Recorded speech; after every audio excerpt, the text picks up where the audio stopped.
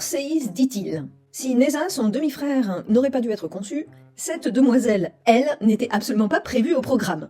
On vous raconte. Idyllique, depuis la naissance de Mangetsu, a toujours été proche de lui, comme aimantée. Cette ponette est relativement speed et anxieuse, mais pas quand elle est gestante. Dans cet état, elle resplendit, ainsi que dans son premier mois de lactation. Puis petit à petit, son anxiété revient. Et c'est ce qu'il s'est passé durant l'été 2023. Julie avait amorcé d'ailleurs un prédébourrage pour canaliser un petit peu l'émotionnel de la ponette en lui occupant esprit et corps, ce qui avait pas mal fonctionné. Mais courant octobre, une nuit, Idyllique a trouvé une faille dans la clôture et est allé convoler avec Mangetsu, alors à peine âgé de 15 mois. On vous le donne en mille, une nuit égale un bébé, bravo la blonde! Comme à partir de novembre 2023 c'est devenu le chaos complet aux à-côté après la tempête Domingos, et que le mal était fait, nous avons mis Mangetsu avec les 3 jeunes, et Idyllique qui ainsi était sereine avec son jeune amoureux et son bébé dans le ventre. Fin d'été 2024, nous commencions à préparer le paddock de poulinage et nous pensions naïvement que bébé arriverait autour du 10 septembre. Sauf que, au matin du 28 août, les voisins mitoyens des Prés-des-Poneys nous appellent « Vous avez des chevaux qui crient beaucoup, et on dirait qu'il y a un poulain dans la rivière. »